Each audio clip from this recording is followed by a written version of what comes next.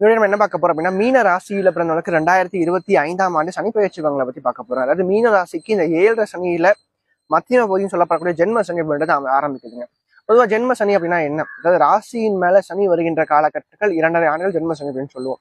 ராசிக்கு 7ஆம் இடத்தையும், ராசிக்கு 3ஆம் இடத்தையும், ராசிக்கு 10ஆம் இடத்தையும் சனி பகவான் பார்ப்பார். அப்போ தொழில், வேலை போன்ற ஜீவனங்கள் அடிபடும். 2வது, குடும்ப வாழ்க்கையில கொஞ்சம் பிரச்சனையை கொடுப்பார். முயற்சிகள்ல தடைகளை கொடுப்பார் இந்த சனி பகவான் அப்படின்னு சொல்லலாம். ஏன்னா அவரே விரையாதிபதி, நிறைய செலவுகளை கொடுப்பார், வீண் விரயங்களை கொடுப்பார். சரிங்களா?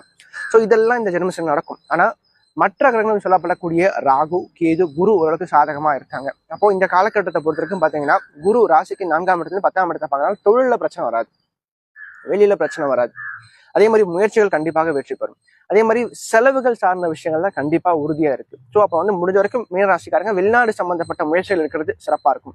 குறிப்பா இந்த 7 சனி அஷ்டமி நடக்கின்ற காலகட்டங்கள் நம்ம பிறந்த தாயகத்தை விட்டு வெளியே போயிட்டாவே பாதி பிரச்சனை சரியாயிடும் அப்படின்னே சொல்லலாம். சரிங்களா? அதனால முடிஞ்ச வரைக்கும் பாத்தீங்கன்னா வெளிநாடு போறது உங்களை பொறுத்த வரைக்கும் சிறப்பா இருக்கும், அல்லது வெளிநாட்டுல வசிக்கிறது சிறப்பா இருக்கும் அப்படின்னே சொல்லலாம். பட் என்ன இருந்தாலும் சரிங்க, இந்த காலகட்டங்களை பொறுத்த வரைக்கும் திருமண வாழ்க்கை சார்ந்த விஷயங்களை கொஞ்சம் கவனம் நீங்க எடுத்துக்கிறது சிறப்பா இருக்கும். குடும்ப வாழ்க்கையில விட்டு கொடுத்து போங்க. கணவன் மனைவிக்குள்ள அந்த ஒற்றுமை அப்படின்ற விஷயங்கள் கண்டிப்பாக குறையும். கருத்து வேறுபாடு சற்று அதிகரிக்கும் அப்படின்னே சொல்லலாம். முடிஞ்ச வரைக்கும் நீங்க விட்டு கொடுத்து போனீங்கன்னா நிச்சயமாக அடுத்த ஒரு 2.5 வருஷம் சிறப்பாகவே இருக்கும். இல்லைன்னா கண்டிப்பாக வாழ்க்கையில கஷ்டப்படுவீங்க அப்படின்னு சொல்லலாம்.